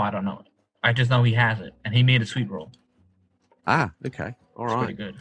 Well, we've had every single corner. Although Bryn Diesel's not actually Welsh, I decided he is now. We've had every corner. We've had Scotland. We're going to have Ireland represented in Sea Pliskin, and we get Wales represented in Bryn Diesel as well. So every blue-faced Gaelic warrior has had their shout out of this week's very sad-looking bag of lettuce. With Yeah, some it's all been UK. See, Pliskin, he says, I think maybe the super spicy curry from Kirby and Smash is a bit interesting. Makes me wonder how hot it is if you're literally spitting fire out your mouth after eating it. It's true. That sounds good too. And Bryn Diesel says, not going to lie, the feast Ethan so rudely turns his nose up to around the baker's house looked divine. Some people are just ungrateful. That, I presume he's referring to the Resident Evil 7 meal, is he? That Yeah, because it's a full meal on the table, and he's being rude, clearly. So. Bobby, let's face it, it's Thanksgiving. That was probably a light feature this week, but I think we deserve it. Mhm. I've, feel particularly holidayed out, and I hope everyone at home is, both here and across the world, is having a wonderful Thanksgiving holiday. It's the start of what I would call winter, and that time of wrapping up warm with a loved one. The leaves have all fallen from the trees. There's ice and a little frost out on the morning. But that does not, in any way, shape or form, stop or slow down this particular gentleman. That's right. That's him you can hear ripping up Broadway. It's time for a peek in what we affectionately call Stingrays boot. What's nestled between some counterfeit nappies and a dodgy copy of Battlefriend Bill this week? These are the new release highlights for the week November 23rd to November 29th, 2020. Listeners, these are out on digital or physical, or will be by the time this podcast is in your feed, but could be region dependent. Now, Oh wait, George. Sorry, 1 second. I see our dessert. I see it. It's coming. oh, Jackie, bring it I down. see it. Okay, Thank you. well, Thank you, Jackie. one thing I would say, Oh my God, bro. She gave us 2 cookies. It's only supposed to be 1. Yeah, baby. I'm so full. I'm going to have to eat this very slowly just to see if I can find a little bit of space to juggle it down into. It looks If you're beautiful. smart, try to eat as much as you can, but definitely finish the ice cream, and then we'll get a to-go box, bro, and have it later. Oh, Can't take ice cream to go. You know what I mean? That's what I'm you gotta eat. living my American dream life right now. It's going down. Can I have that to go? Sure, honey. Let me box it up for you. Jackie, you're a wonderful human being. I don't even know what I was going to say anymore. All I know is pecan cookie, baby. That's 3 strikes that an Englishman has said baby on her podcast. It's not acceptable. I'm wondering whether we should get those bleeped out or not. Oh, no. We'll let we'll let the community decide on Discord. Yeah. Well, we shall. This week, I don't know what he's been up to, but he's ripped up Broadway. He's come to a stop outside 3,402. That's how you do a proper sponsored pop, Bobby. That's how you get free food in Trestles. I like it. No one else is getting this much traction out of their advertisement as this. Best restaurant in Astoria. Boom. Most beautiful restaurant hosts in New York in Jackie. Yep, facts. Facts. Okay, true story. Timmy Twinklefingers over there on the piano playing what can only be described as a beautiful cacophony of jazz notes that only a jazz pianist can fumble from a D sharp to a B minor and make it sound cool. That's his job. I'm not sure what he's doing, but he's really doing a great job. This week, because it's been Thanksgiving, Stingray's been offloading all his Cowboys and Indians sets. I mean, he was trying to sell hundreds of copies of Cowboy Kid on the NES. Was he? And I'm like, who's buying this, bro? All bootlegs as well. All bootlegs. Yeah, it's the Cowboys Kid, not the Cowboy Kid. So it's really a totally different game. But what have you cover. picked, by the way, Handsome Rob 7? What have you picked out the boot? Okay, I got one. Okay. I think, which one's yours? Second to last. Mine will be the last then, just to round it up. So, okay. First out the boot, for all those who... Have you got a Mummy DVD as well? I sure do. I sure do. Okay. Coming out the boot first, in what seems like an 80s movie pick of choice, but it's not. It's Cobra Kai. The Karate Kid saga continues on the Switch November 24th. Choose a side, master your moves, embrace your destiny in an epic beat-em-up adventure inspired by the hit show. Take control of 8 playable characters with deep movesets, combos, progression, real-time character swaps, ultimate attacks, and much more. That does seem interesting. It really does. Up next, we got Football Manager 2021 on PC, November 24th. New additions and the game upgrades deliver added levels of depth, drama, and football authenticity. FN21 empowers you like you never before to develop your skills and command success at your club. To our English listeners, that's football. To our English, that's Soccer Manager 21 to the listeners of the biggest show in America. Just Dance 2021, PS5 and Xbox Series X. Just when you didn't think it was safe to bring a PlayStation 5 and Xbox Series X out at a family gathering, don't worry. Ubisoft got your back, bro. You can make a complete dog's breakfast of yourself with Just Dance 2021. Coming out November 24th. Just Dance 2021 is the ultimate dance game with 40 hot new tracks from chart-topping hits like Rain on Me by Lady Gaga and Ariana Grande. Ariana Grande, Kick It by NCT 127, and Ice Cream on your pecan cookie, baby. 4 times, podcast yours. I surrender the wheel of the show. I'm not fit to drive. Blackpink by Selena Gomez. Start a dance party your friends and family can enjoy. What's next, Bobby? Before I say the B word again. We got Outer Space Couch Edition. PS4, Xbox One, and Switch, November 25th. Strategy co-op online multiplayer game about living on a spaceship with your roommates. You'll need to generate resources, take care of deadly alien infestation, upgrade your appliances, and build your sustainable space home. Living together is never easy, especially when you are in outer space. Basically, that could be a game now living in the Rona, where you have no choice. You basically are out of space. Can't go anywhere. Interesting. Android Hunter A, PC, November 26th. A robotic uprising swarms the streets as it's up to you, an advanced Android Hunter, to fight back. Inspired by beloved side-scrolling platforms of the past, Andrew Hunter. Andrew Hunter A is a well-oiled machine of fast-paced action, smooth platforming, and deadly bosses, all beginning with the letter A. Kind men descend upon you, such as Angus, Andrew, and Adrian, to feast on you. Andrew Hunter A, November 26th. We got Root Double Before Crime, After Days, Extended Edition. I'll tell you what, I'm not going to lie. I read that as Root Double Before Crime, After Christmas, Extended Edition. Well, don't waste any of your time because I've managed to copy the Andrew Hunter read up into the Root Before Crime, After X Days, Extended Edition. And to be fair, I wouldn't be able to pick these games out in a lineup if one had physically assaulted me in the street. So, no, officer, they both look similar to me. They're both about 6 footish. And one of them's got blood on his jacket, but the other one looks shady. So, I don't know. Your choice.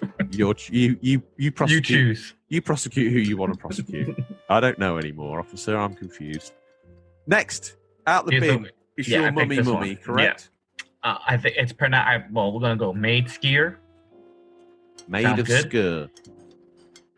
That's not what I said. What did you Probably say? not. I thought I said that. I mean, I could have said. I don't know. We'll wind it back and they'll tell me. Someone Made will of wind it back. Skier. Bible rewind. Yeah, rewind and Made of Skier. Okay, for the Switch, November 26th. Made of Skier is a first-person survival horror set in a remote hotel with a gory and macabre history from British folklore. Wow. Brave the nightmares of the quiet ones. Do not panic. Don't even breathe. This seemed interesting from the trailer. Yes, agreed. I like how you have to hold your hands to your mouth in the game to really be quiet. Yeah. Agreed. Here's my mummy. Game. We ain't got the DVDs or the videos yet. Mm-hmm. It's Spirit of the North, PS5, November 26th. Spirit of the North is a single-player third-person adventure game inspired by the breathtaking and mysterious landscapes of Iceland. Play as an ordinary red fox whose story becomes entwined with the guardian of the Northern Lights, a female spirit fox. I don't know why. Don't ask me why at this point in time. Okay, I have no idea. No idea. Before Stingray gives me that look that says, do you know what, George? Maybe you should be serving time in the penitentiary with Tom for crimes against podcasting. Mm-hmm. Before he gives me that look, why don't you tell me what your mummy VHS pick is? So it's 29th Street. Okay. I saw this. I was at my aunt's house, and with her, my Uncle Brian, and we were there, and they wanted to watch a movie. They couldn't figure anything out. They suggested 29th Street. They saw it. It's on YouTube, and it's free. Okay. It has, Danny Aiello is in it, who's phenomenal, and Anthony LaPaglia is his son. And it's basically a story about the first ever lotto winner in New York City, but it's a comedy. And I thought it was really, for a movie I'd never heard of, I quite enjoyed. 29th Street. Okay. I've chosen mine to be Airwolf. Last week it was Blue Thunder. This week it's Airwolf the movie. Mm-hmm. And one of the only reasons why I'm going to talk about this out loud is because Ode Harvey Retro of Enigmatic Productions fame and Johan. Mm-hmm. They have a show on YouTube and a podcast called Enigmatic Productions, The Trash Tapes. Mm-hmm. I messaged him because I've recently watched Airwolf the movie. Now, Airwolf's about a helicopter. It's a bit like Knight Rider, but with a helicopter. Mm-hmm. But never in Knight Rider was a helicopter developed by a psychotic, mad British scientist who, on a live fire demo, blows up the suite of people, the high-ranking VIPs there. He blows it up and then manages to evade detection from mainland America to Iran, where he now resides, doing treacherous terrorist attacks, the bidding of the Iranian government, which he quite happily does. This also allows him some sort of strange masquerade to be able to torture females.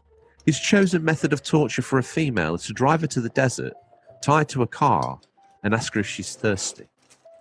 Over a 12-hour torture period of him drinking water and her not. What? Okay? mate, it gets weirder. Okay, so this guy's absolutely bonkers, right? This British guy. So they then decide that to get back Airwolf, they're not going to enlist the United States military, nothing like that. They're going to go to one of the test pilots, an equally as bizarre guy called Stringfellow Hawk, who in his spare time, okay, Bobby, sits by a lake in America, quietly crying in a very strange way while playing the cello and watching eagles fly above a lake. This is our hero. This is our protagonist. A helicopter disturbs his peace. From the sky descends the firm, who are the name that's been given to the CIA. This is no exaggeration or 8 cocktails. This is how it is. Okay. So he's like, "What are you doing here?" They're like, "We need you to help us recover Airwolf." He's like, "Oh, do you know what? I'll talk to you if you rescue my brother. Your brother died in Vietnam. You know, we thought he was a prisoner, but he's not. Where did all this art come from?" It's then you realise that Stringfellow Hawk's flat is log cabin in the middle of nowhere is full of famous European art masters' art. Leonardo, Michelangelo. Upon questioning this, one of the members, a female member of the CIA, says, "Are all these fakes?" No. These are the real versions. What you see in the museums is fake. My grandfather has managed to assemble all this art, which must have cost millions. And why did he do that?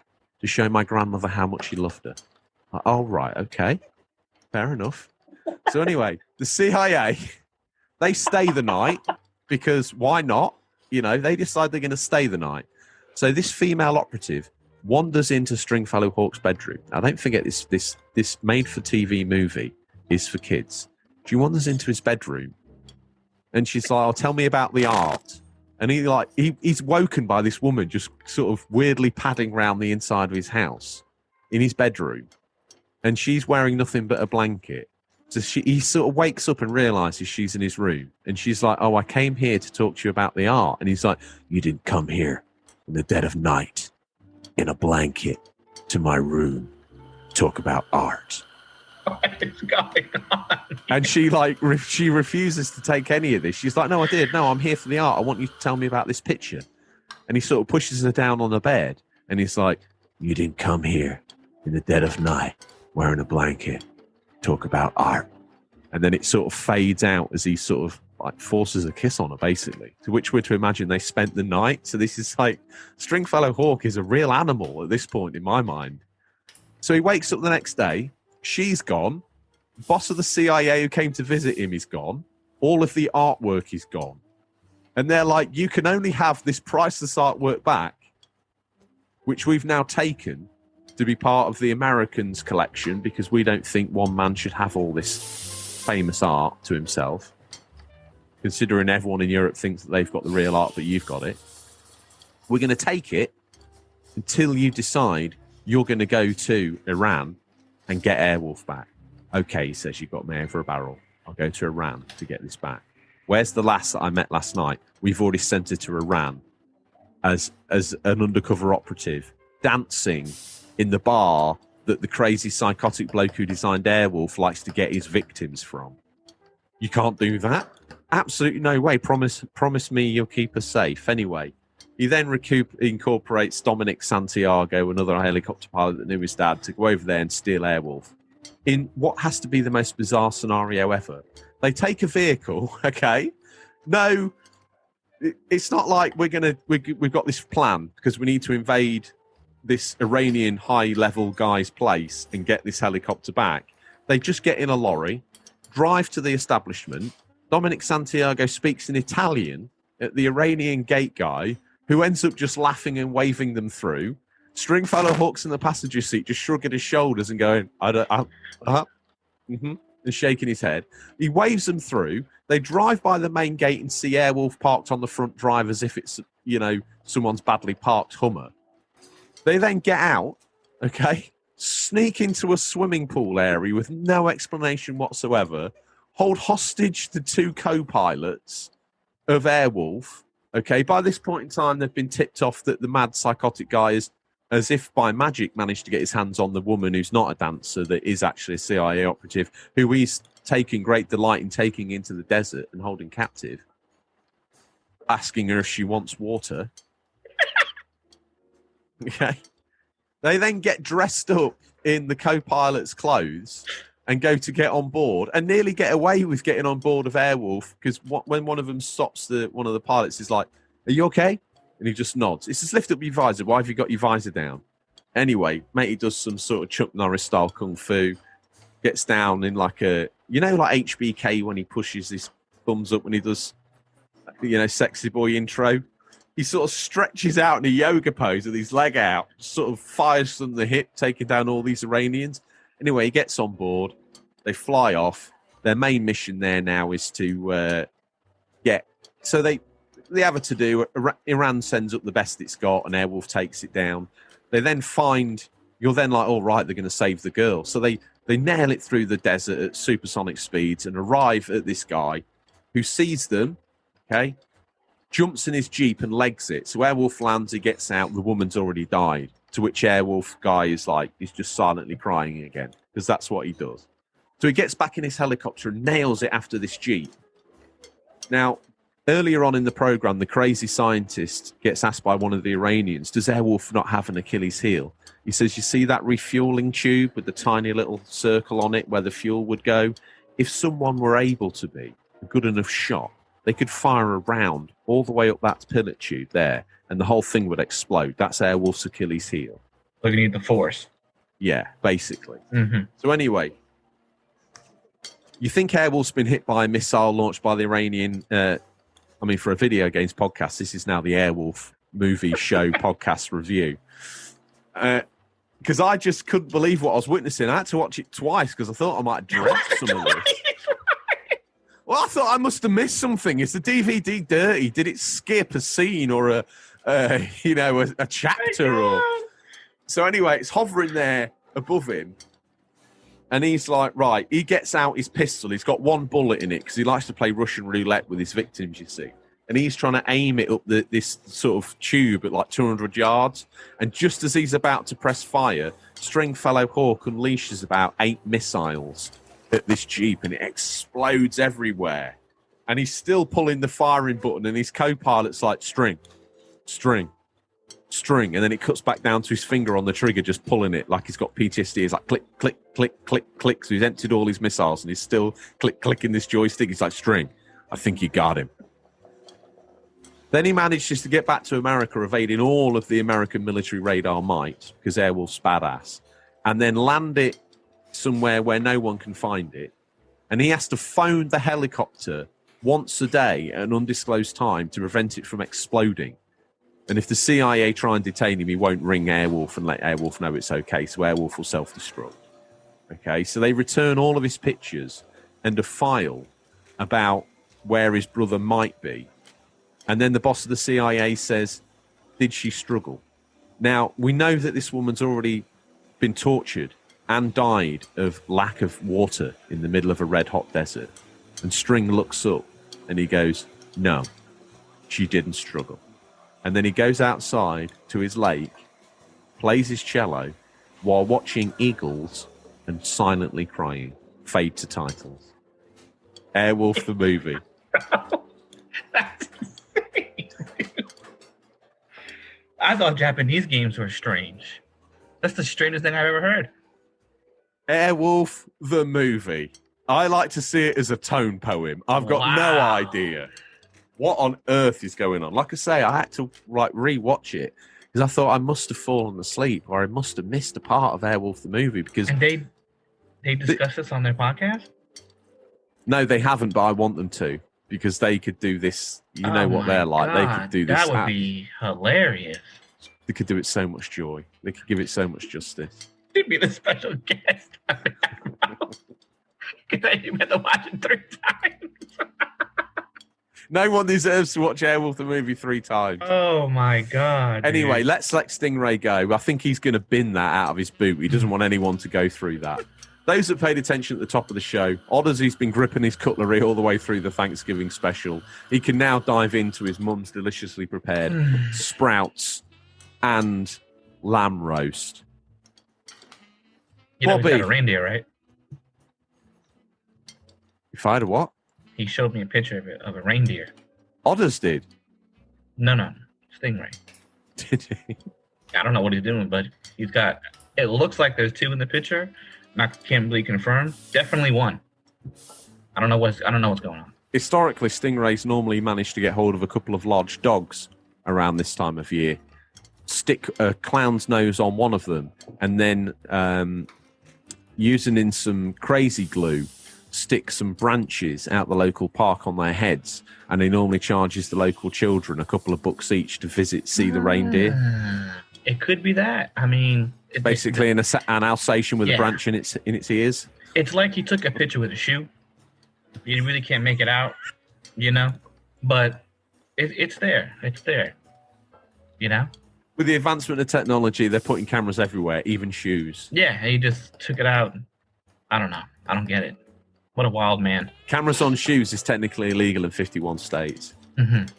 It's not acceptable behaviour.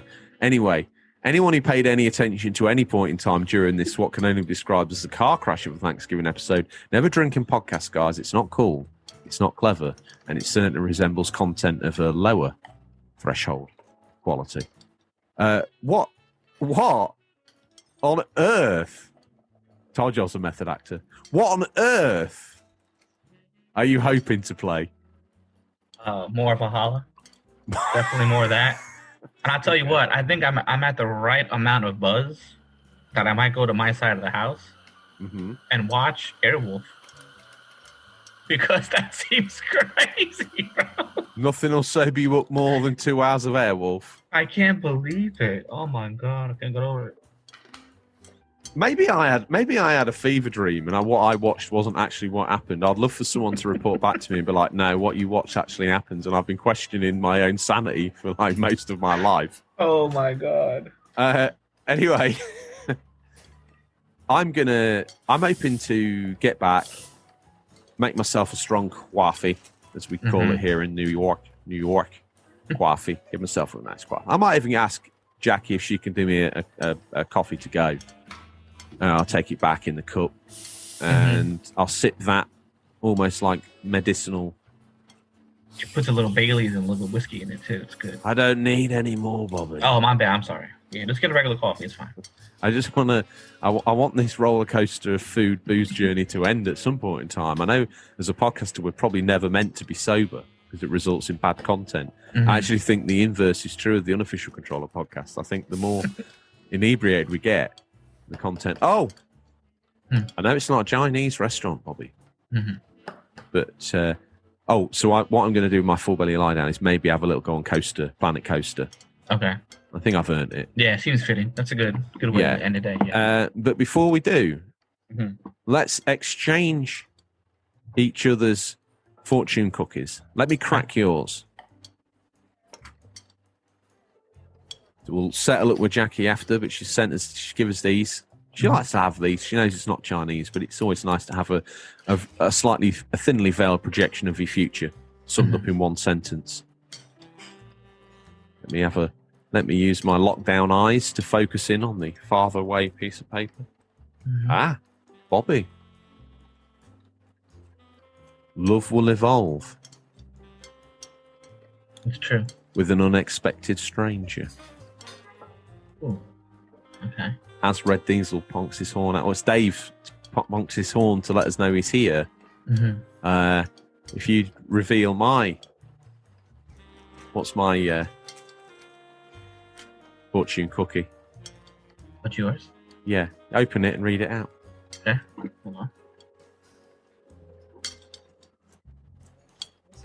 It says, "You were once a stranger, and now you're something more."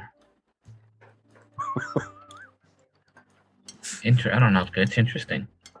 Eva, it's time to move into the guest bedroom. So me and Bobby have got some consolidation to do. Clearly. Next week, Bobby, coming up, we may have a cyberpunk episode. We may not. We may end up doing another one of these sort of episodes where we get gorged. It's almost like the Anthony Bourdain of podcasts now, isn't it? It was good and full. I could do this again, but probably not next week. No way. I think that would be a bit much, wouldn't it? Yeah, it would be. Okay, well... Hey, have you contacted Have you got any letters from Tom about the 1-day release? Oh, about him doing the Christmas special with us? I haven't heard any more. One would imagine he probably got high on his supply with Rick and said things that he didn't mean. That's classic Tom, isn't it? But you never know. He might come back. To be honest, I requested the fans to let us know if they wanted Tom to come back in a 1-episode special. And so far, no one has. Okay. So I don't know whether that means they don't want him back, or they do, or what.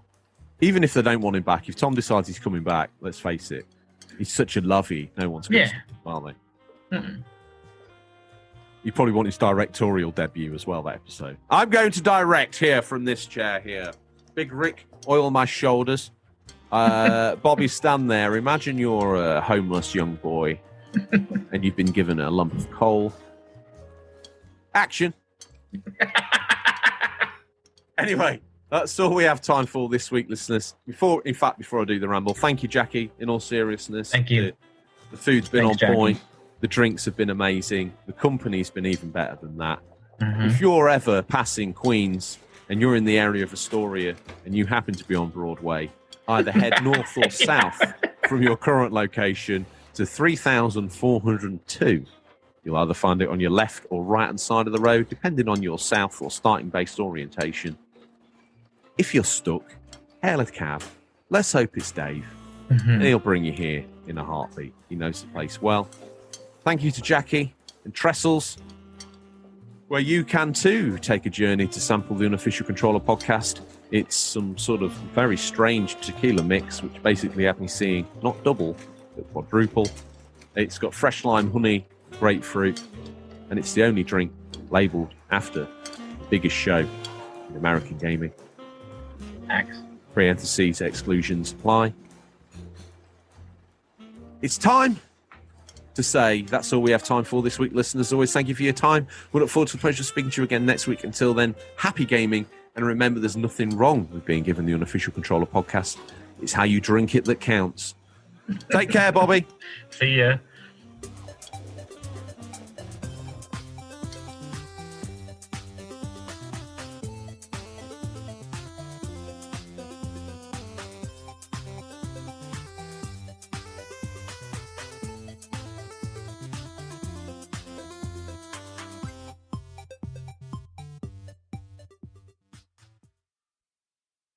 Hi, it's George here from the Unofficial Controller podcast. Just taking a moment to, first of all, thank you for listening. It means a hell of a lot to us.